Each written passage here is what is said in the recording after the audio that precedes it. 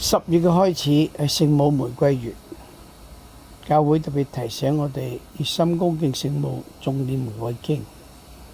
而10月1號就係慶祝聖女小德蘭嘅瞻禮。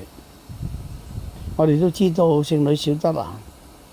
從入修院到佢逝世，只不過喺呢個世界度過24年。喺修院9年嘅生活，使到佢修德成聖，成為教會嘅聖師，成為教會嘅聖人。佢嘅神嬰小道再次話俾我哋知，喺生活之中效法主耶穌基督一樣，以謙卑好似小孩子一樣，去承行天主嘅旨意，全心全意對主嘅依靠同埋信賴，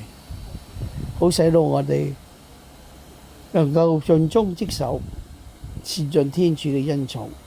修德成聖。就求你聖女小德蘭為我哋代禱，使到我哋跟隨佢嘅芳蹤，